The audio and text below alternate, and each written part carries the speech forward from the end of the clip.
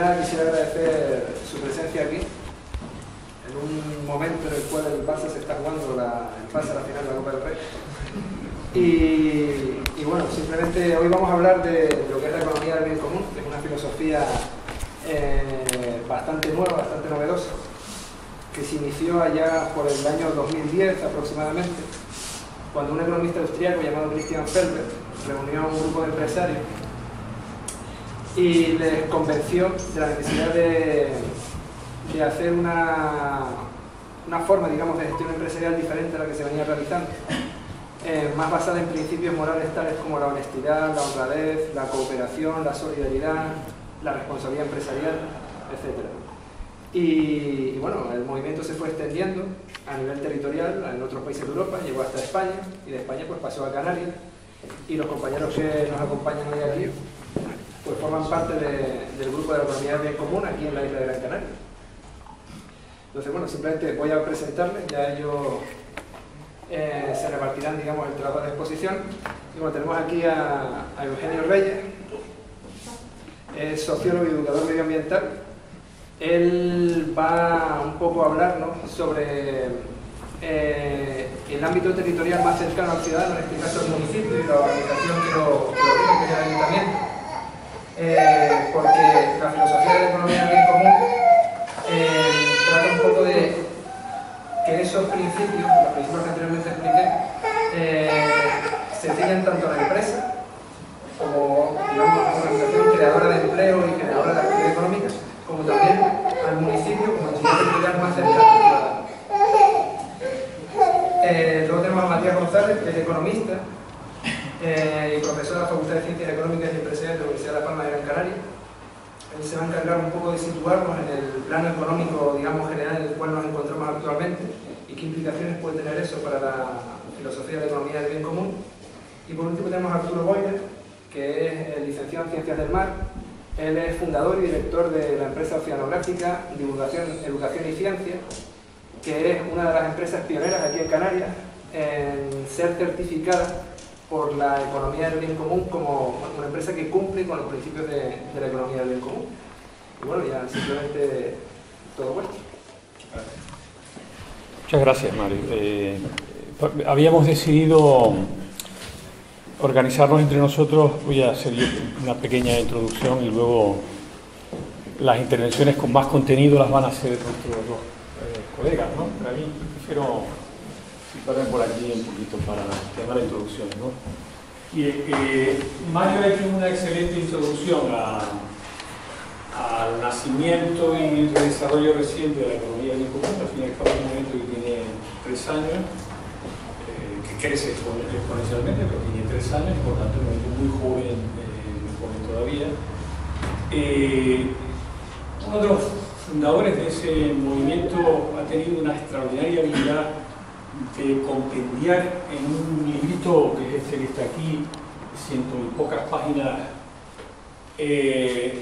un conjunto de ideas que permiten imaginar una economía basada en principios de bien común, con lo complejo que ello aparentemente puede ser, de la manera más sencilla y de la manera más accesible posible, pero no solo tratar de imaginar cuál es ese mundo futuro en el que la economía puede estar sustentada en los mismos valores que consideramos que nos proveen una vida personal y social de éxito. Es un tema muy interesante, el punto de partida de la reflexión de Felber, ¿no? Sí, vivimos en un mundo completamente esquizofrénico en el cual aquellos valores que consideramos buenos y positivos para relacionarnos entre nosotros, sin embargo, cuando los llevamos a la economía nos harían unos completos fracasados. Porque la economía tiene que ser un tiburón, por la economía tienes que especular, la economía tienes que perseguir el máximo beneficio financiero en el mínimo plazo posible, porque si no, otros que sí lo van a hacer te van a desplazar a ti del mercado. Crear una economía constituida sobre esos valores, ¿no?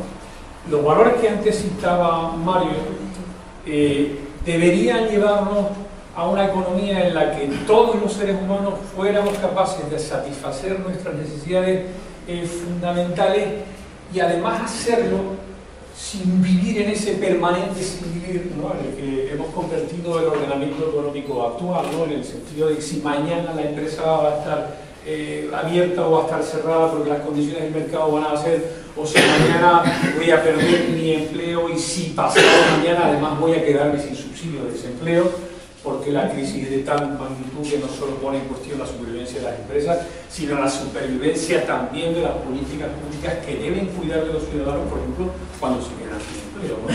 Todo eso está permanentemente ahora como cuestionado.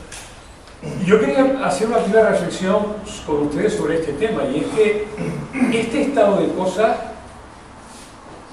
no es un estado de cosas, sino si quieren dentro de unos años volvemos a hablar en este mismo escenario si ustedes quieren, no es un estado de cosas pasajero. Este tipo de cosas de las que estamos hablando ahora han venido a nuestras vidas, han venido a nuestro ordenamiento económico para quedarse. Y es el resultado histórico de que los intereses y el programa, digamos, histórico, como hablábamos hace unos años, ¿no?, de una parte muy concreta del sistema capitalista, que es el capital financiero, ha llegado a impuesto sus intereses en el conjunto de la economía mundo y ha logrado subordinar las políticas públicas de los principales países. No solo subordinar, sino ha logrado colocar a sus piezas fundamentales en estos países. Fíjense cómo en 2008 y 2009 lo que caracterizó fundamentalmente el desarrollo de las políticas públicas en Italia o en Grecia comenzó con la sustitución de los partidos tradicionales, sí, que posiblemente lo habían hecho muy mal, pero por hombres y mujeres del capital financiero que había sido el generador principal de la situación de crisis que se genera en la economía mundial. Se genera en la economía mundial a partir de 2007-2008, aunque nosotros sabemos que los fundamentos de esa situación de crisis estaban separados desde muchísimo antes, ¿no? Entonces, sobre las alternativas, hay, repito, un libro que es muy sencillo de leer, que es un libro fantástico además, ¿no?, porque construye la alternativa, pero también diseña el camino que haría posible llegar a eso, a esa economía del bienestar.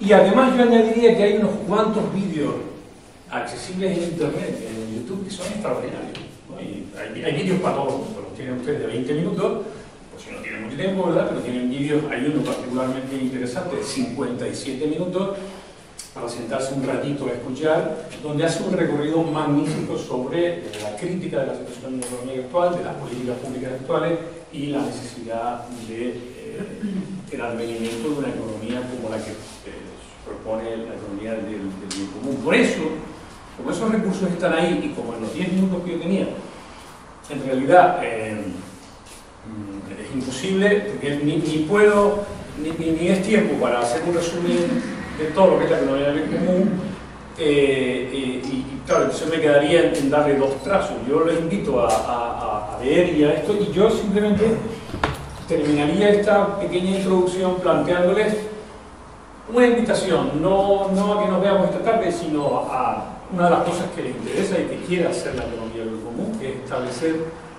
un diálogo permanente con todas las fuerzas representativas de la sociedad sobre la discusión en la que estamos en el territorio económico, pero también social y político, y sobre las propuestas de la economía del común, en el entendido de que aunque la economía del común tiene un conjunto de propuestas muy claras para regresar a la sociedad, también tiene muy claro que si en algún momento llegamos a que se den las condiciones para que ese cambio social sea posible, lo será porque hemos hecho posible, no a la gente de la economía del común, sino entre todos, un gran pacto social que básicamente reconozca que los fundamentos del orden económico actual están absolutamente caducos, que en el marco de esos fundamentos es cada vez más imposible resolver las necesidades humanas y que tenemos que superarlos, ¿no? Entonces, yo lo que terminaría diciéndoles, invitándoles a que esa reflexión, al menos, digamos, recorra conjunta, a que invitamos, ¿no?, un par de temas, un par de tópicos, un par de asuntos que me parecen de especial interés. Uno, como observador desde fuera de las propuestas de los partidos de lo que vamos a llamar la izquierda política, porque eso está bueno, la izquierda política, la sensación que tiene uno, y permítanme el tema, es de un cierto agotamiento de la capacidad para imaginar y proponer modelos de ordenamiento económico distintos de lo que vemos, ¿no?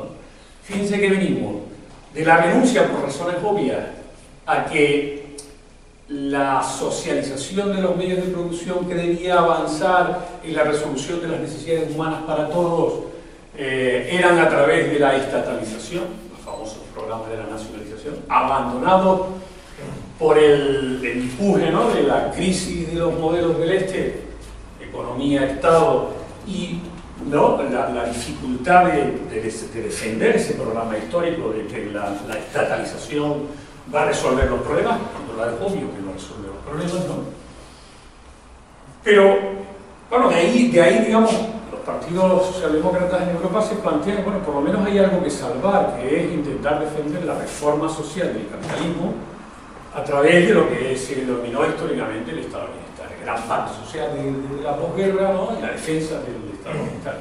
La impresión que yo tengo es que cada vez hay menos margen para la defensa de políticas de Estado de Bienestar sin cuestionar los fundamentos del ordenamiento económico en el que vivimos. El sistema capitalista en su fase actual de supremacía del capital financiero, que parasita de todos los sectores de la economía productiva y además genera una inestabilidad permanente, priorizando los beneficios especulativos a corto plazo sobre cualquier otra cosa e imponiéndole a los gobiernos desde su poder y su capacidad desestabilizadora las políticas que a ellos les interesan, dejan muy poco margen.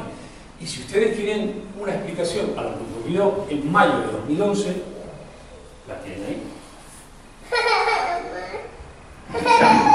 El programa de Zapatero de 2011 en mayo no es una equivocación, es la consecuencia inevitable de la incapacidad de un partido socialdemócrata en un contexto de salida, de imposición, de salida de la crisis con los criterios del capital hegemónico en el mundo, y tragar. Y si en vez de perder ganan las elecciones de 2011, verían ustedes que en vez de estar defendiendo las posiciones que están defendiendo ahora, posiblemente estuvieran haciendo cosas que se parecieran mucho más de lo que a ustedes les gustaría a lo que está haciendo Super Mariano y su equipo. Lo que pasa es que esto, con más alegría y entusiasmo, ¿no?, mucho, y el Partido Socialista posiblemente con bastante desagrado, porque los márgenes no son demasiados dentro de este orden. Por lo tanto, hay una invitación ahí a reflexionar sobre la necesidad de recuperar el discurso de transformación sin que el discurso de transformación sea un discurso asociado ni a los ecos del viejo comunismo periclitado, ni a las utopías estas irrealizables, porque si se lee en la economía del común, una de las cosas que sorprende es la capacidad para proponer un mundo realizable, distinto pero realizable. Eso requiere un esfuerzo de reflexión, de quitarnos muchas telarañas de la cabeza en muchos terrenos, ¿no?, de confusiones que han estado permanentemente en el seno de la izquierda política entre capitalismo y mercado. Fíjense que la economía del bien común es una economía que da pie a un mercado donde la libertad económica de las personas se expresa, pero con una cuestión fundamental, donde las organizaciones económicas nunca pueden llegar a tener un poder suficiente como para imponerse desde su libertad a la libertad de todos los demás, ni para imponer a los gobiernos que hagan políticas que solo les beneficien a ellos.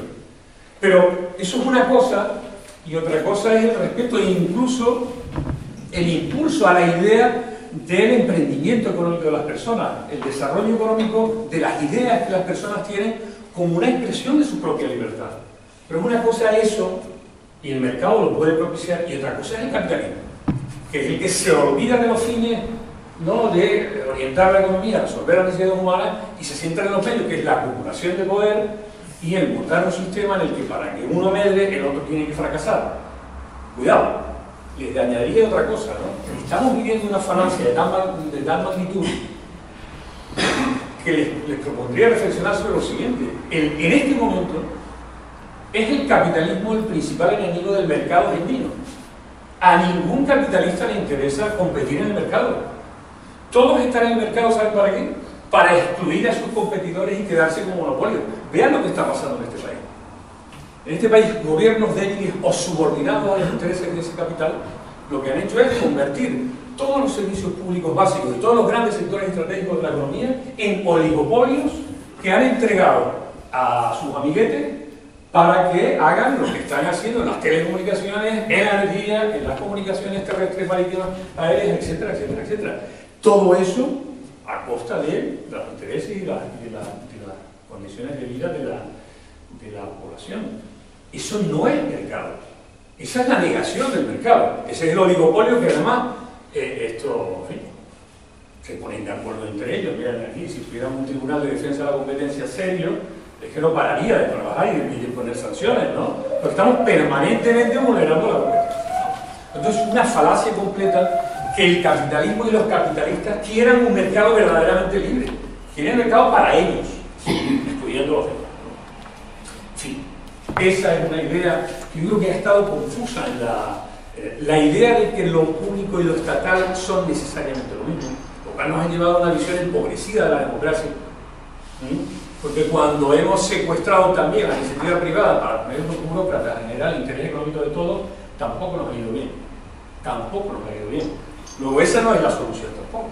La solución al final, y ahí termino mi paso a los colegas, es hacer descansar más sobre algo que es muy complicado, porque en la lógica de los partidos es complicado, ¿no? Porque está el tema de que no paramos de tener elecciones, ¿verdad? Un año y otro y otro y otro. Entonces los imperativos del corto plazo siempre se nos imponen a la reflexión tranquila, a la perspectiva de largo plazo. Claro, no podemos aspirar a una transformación profunda en esta división de la sociedad si no logramos hacer que la sociedad mayoritariamente, desde a quitarse de encima un montón de ideas equivocadas e interesadamente difundidas, y desde la verdadera información de lo que realmente interesaría para que la economía satisfaciera las necesidades de la gente.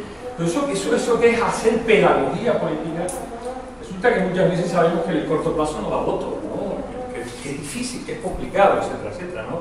Y ahí hay un problema serio que yo creo que también, me imagino, pero piensen otra cosa. Hace 20 años decían, bueno, esto no necesitamos hacerlo, porque lo que hacemos es que cuando la derecha fracase porque genera desigualdad, nosotros vamos a coger y hacer un capitalismo más equitativo. Repito, el margen para eso es cada vez menor. Por tanto, la inevitabilidad de que la izquierda política se replantee toda esta serie de cuestiones, en mi opinión, es cada vez más obvia, ¿no? Y bueno, para eso yo creo, me imagino, ¿no? Que todos los partidos que tienen una vocación de transformación social, pues se quieren, ¿no?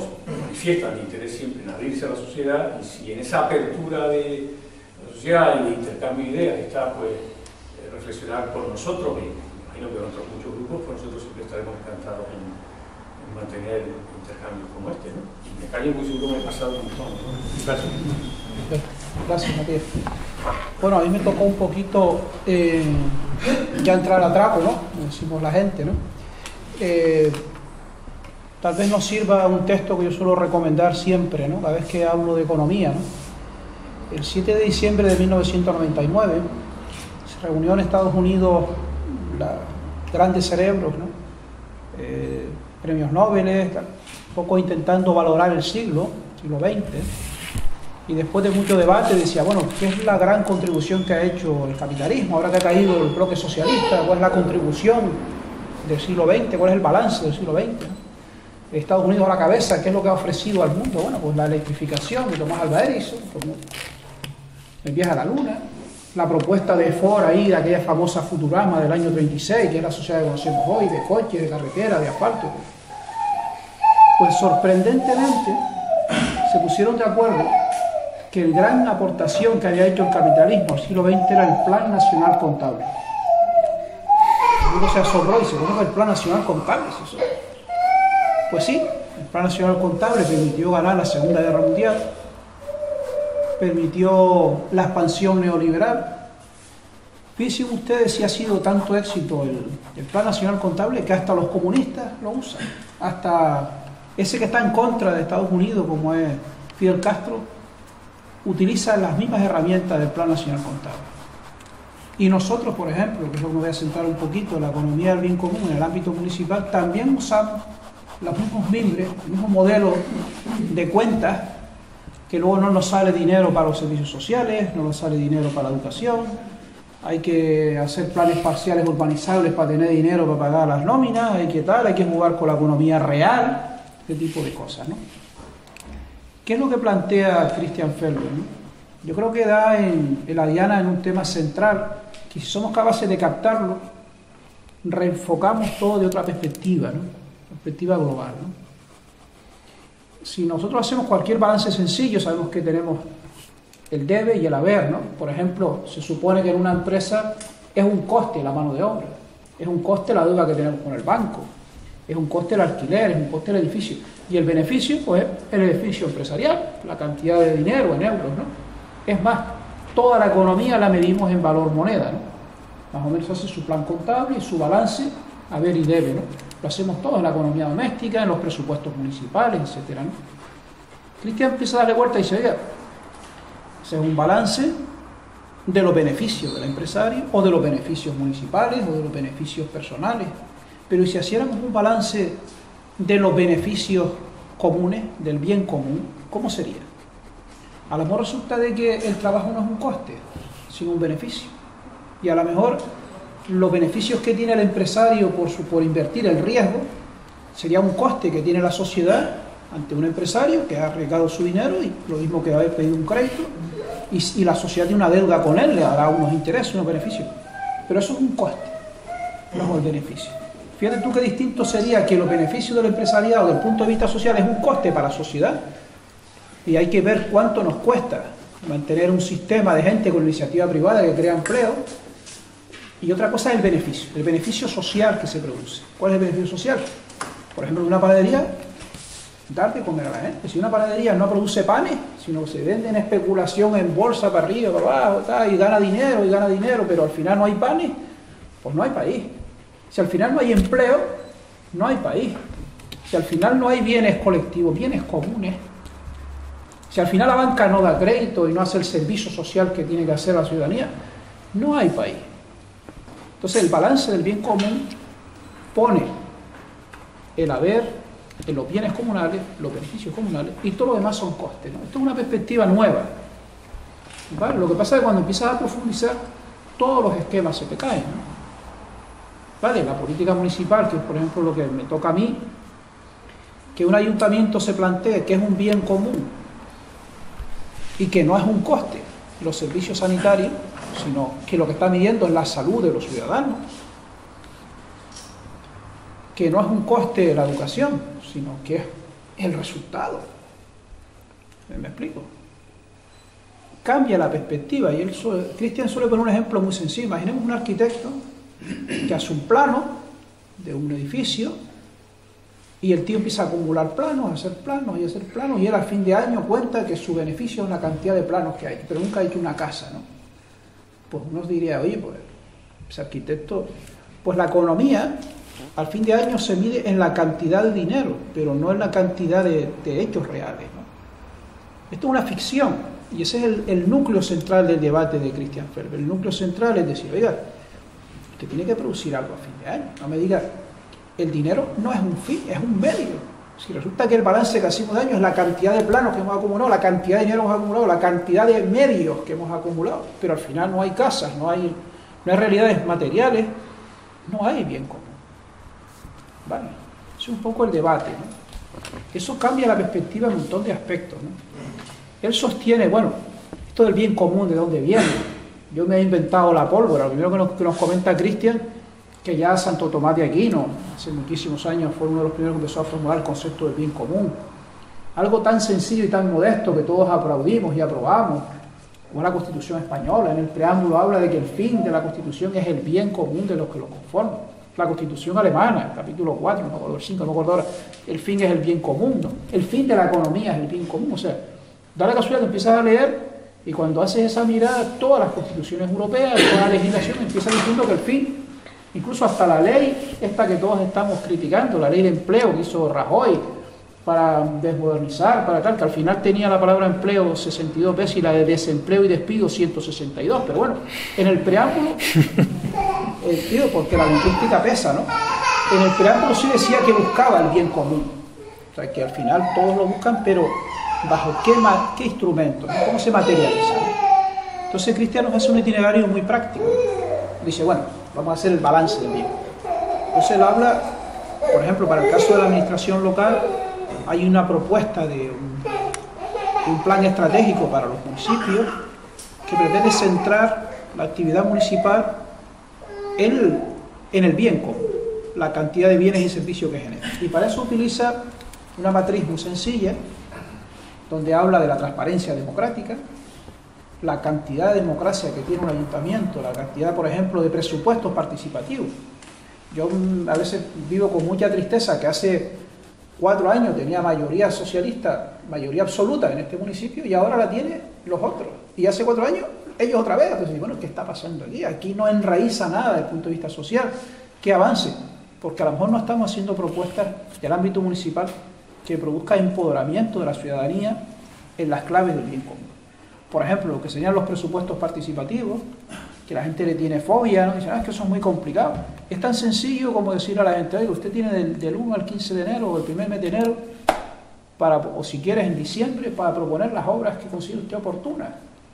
El técnico las evalúa desde el punto de vista de costes, y la ciudadanía, todos los que han presentado proyectos votan, y si quieren plan Eurovisión, que voten las demás menos la suya, al final sale ponderable y luego viene el ayuntamiento y dice, mire, de todo el dinero que tenemos, por este orden de prioridad vamos a acometer lo que los vecinos han dicho.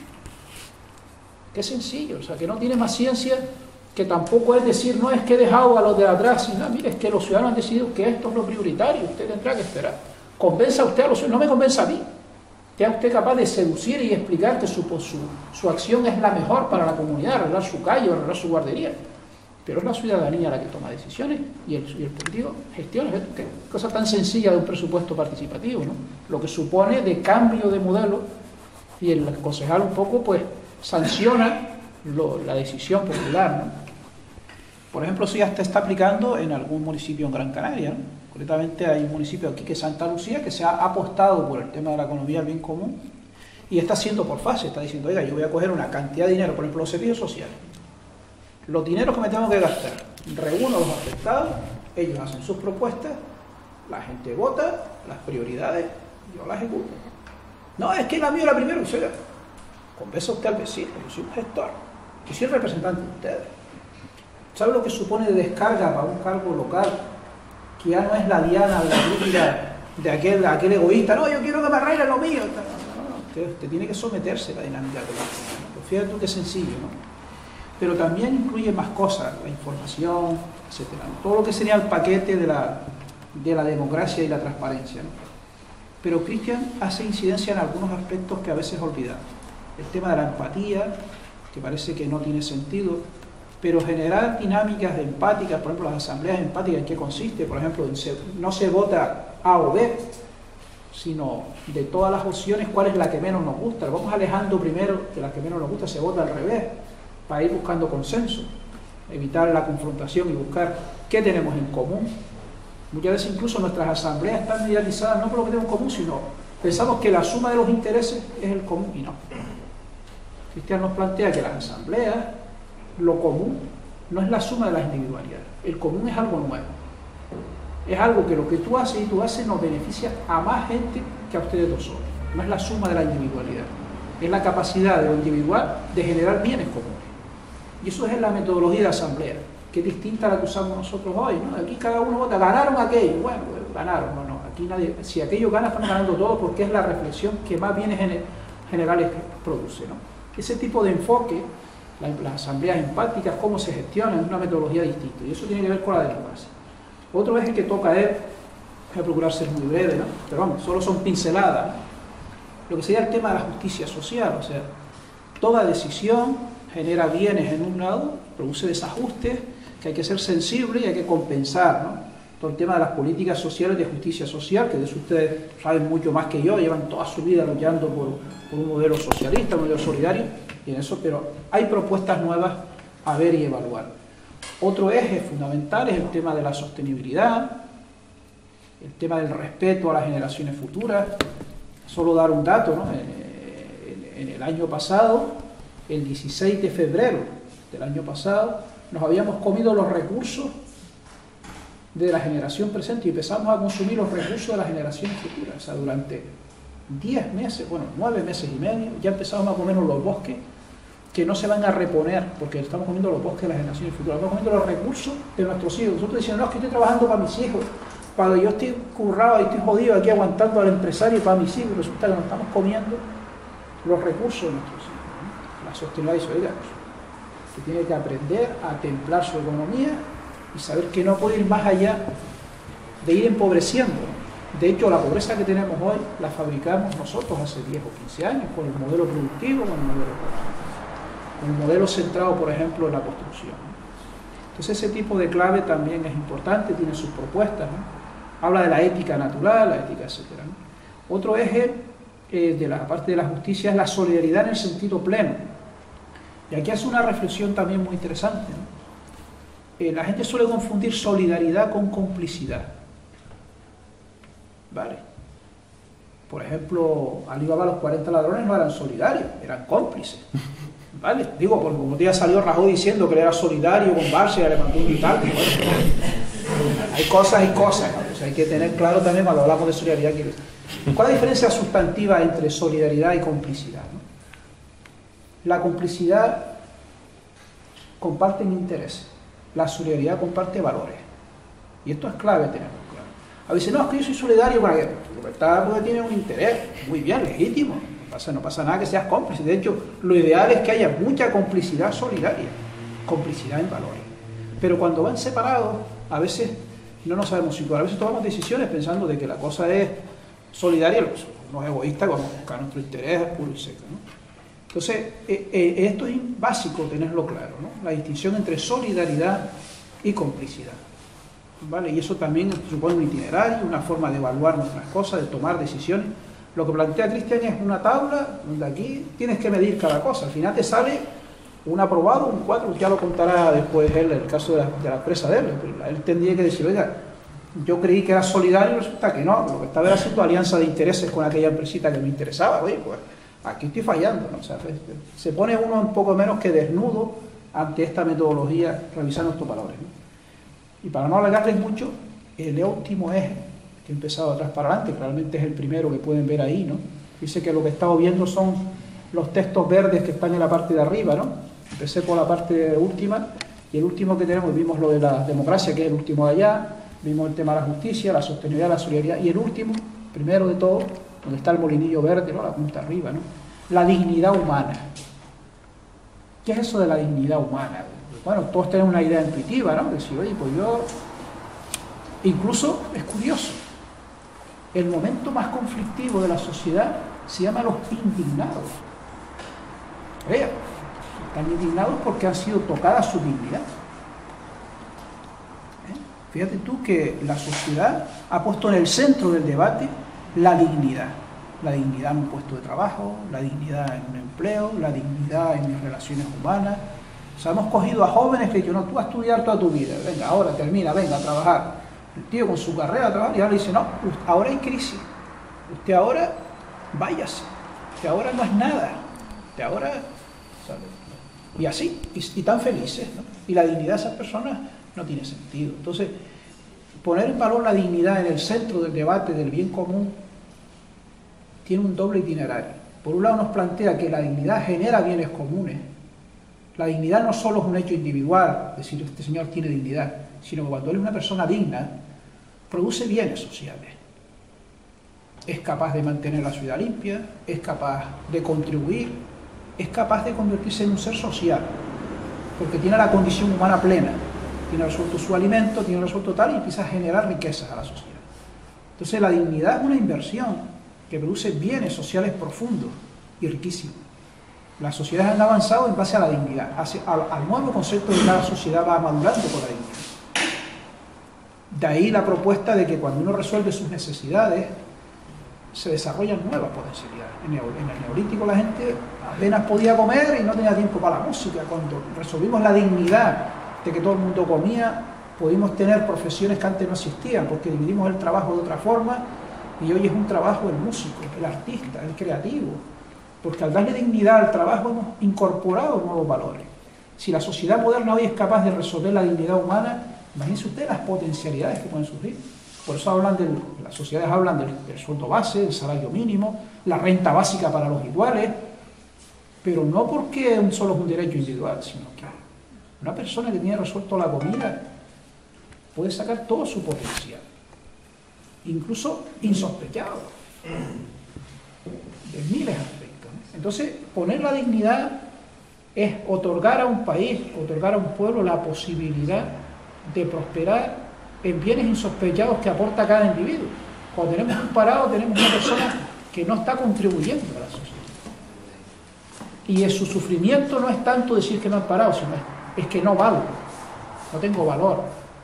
Por eso está en juego su dignidad, porque no se siente que es útil a la sociedad. Y esas son las claves un poco que luego se traduce, por ejemplo, en el tema de la dignidad, por poner un ejemplo práctico, con esto acabo, ¿no? En nuestra empresa tenemos que medir, por ejemplo, si somos capaces de tener un horario flexible para que nuestros trabajadores puedan cuidar a nuestros hijos. ¿Por qué no? Suiza acaba de votar si cierra los fines de semana en las tiendas. Al final, que estamos educando salvajes. Estamos todo el día trabajando de lunes a viernes, la gasolina se vierte al fin de semana, y ese trabajador que está el domingo a las 8 de la mañana sirviéndote la gasolina, ¿dónde está su hijo? Es el que luego me va a robar porque está botado en la calle. Tenemos que definir qué dignidad queremos. Y esos son los parámetros que se plantean, ¿no? ¿Vale? Y no pasa nada, como teníamos hace 20 años, que la gasolina se ponía de lunes a viernes, ni siquiera había una de urgencia, si quieres, dos. Pero ese que está la tienda abierta todos los días, ¿a costa de qué? De los niños sin la llave.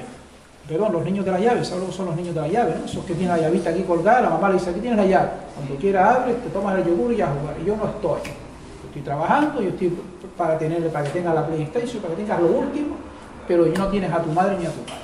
Esa es la dignidad que buscamos. Pues ese es un poco el debate, ¿no? Donde central, entonces la política municipal, por ejemplo, hay un municipio, yo siempre lo pongo como ejemplo, que tuvo la dignidad de decir, no, el niño que esté a las 6 de la tarde botado por ahí, si los padres no lo recogen, la policía va y se lo lleva a la casa. Le montaron una bronca de falla, ni sé cuánto, ni sé qué. Pues es el único municipio de España que la tasa de fracaso escolar está en un 6%. Recordemos que la europea está en un 4%, la de ese municipio está en un 6%, la de España está en un 12% y la de Canarias está en un 34% de fracaso escolar. Y ese municipio está en un 6% de fracaso escolar. O tiene una política de dignidad de sus jóvenes, ¿no? Es un poco por ahí donde van las cosas, ¿no? Pero en fin, ya después en el debate podemos ver políticas concretas en el ámbito municipal que se pueden hacer, ¿no? En esta línea, ¿no? Le dejo con él, ¿no? Bueno, pues buenas tardes y gracias por venir en un día como hoy, como decía Mario, con el partido de por medio. En mi caso, lo que les voy a hablar es de la parte práctica. Yo tengo una empresa y bueno, pues en mi caso, como bien explicaba él, soy licenciado en Ciencias del Mar. Mis conocimientos sobre economía son muy limitados, pero mi formación es de ecología. O sea, de lo que yo sé es de unir los puntos para hacer un todo que funcione en armonía. Y con esa filosofía, hace 12 años, montamos una empresa con unos fundamentos que se basaban en intentar dar el puesto de trabajo que a nosotros nos gustaría tener y intentar interactuar con la sociedad generando una empresa que mereciese la pena que existiese, ¿no? Claro, ¿el tema cuál es? Si nosotros pensamos en el concepto de empresario, a mí no me gusta que me llamen empresario. ¿Por qué? Porque el tópico que tenemos en este país es este. Es del empresario. Claro, ¿qué es lo que estamos planteando en la economía del bien común? Una economía que está al servicio de la sociedad, no una sociedad al servicio de la economía, que es lo que estamos viendo actualmente.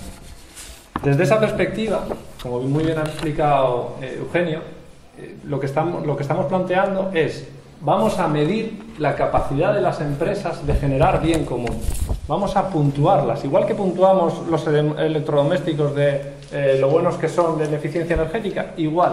Y en función de eso, les damos beneficios fiscales, beneficios para ubicarse o acceder a determinadas ayudas, etcétera, etcétera. De forma que, en un primer momento, plantea una convivencia del sistema actual, de quien quiere seguir como hasta ahora, o de quien quiere contribuir desde su perspectiva, ¿no? Entonces, esta es la matriz que, bueno, se lo dejo aquí, si se lo quiere pasar Mario. Esa es la matriz, la evaluación que nos hicieron a nosotros. Son 17 indicadores donde, como muy bien ha explicado Eugenio, estamos trabajando dignidad humana, solidaridad, sostenibilidad ecológica, justicia social, participación, democracia y transparencia, sobre proveedores, financiadores, empleados, clientes en el ámbito social, y luego también hay unos aspectos negativos. Es decir, una empresa, si, por ejemplo, produce sus productos planificando una obsolescencia, evidentemente eso no es bueno para el bien común. Entonces, hay determinados aspectos que lo que hacen es dar valores negativos. Al final, ¿qué es lo que estamos buscando con esto? El que pueda existir unos factores de comparación y de mejora. A nosotros, el haber realizado la matriz nos ha ayudado a aprender y a optimizar el trabajo una barbaridad. O sea que ha sido un proceso de aprendizaje interesante. Desde esa perspectiva, claro, lo que hablábamos antes, ¿no? En estos momentos, el hacer un balance del bien común no deja de ser un ejercicio más de responsabilidad social corporativa. ¿Qué es lo que pasa? Que hasta ahora la responsabilidad social corporativa, el valor tenía el mismo que una buena imagen corporativa. Era una buena campaña de comunicación. En este caso, la economía del bien común no permite eso. La economía del bien común evalúa y audita determinados parámetros de la forma más objetiva posible y con un proceso de testado interno en la organización y externo con los auditores y externos hacia la sociedad. El informe que nosotros hemos publicado, que da esos valores, está puesto en la web a disposición para que cualquiera pueda cuestionarlo.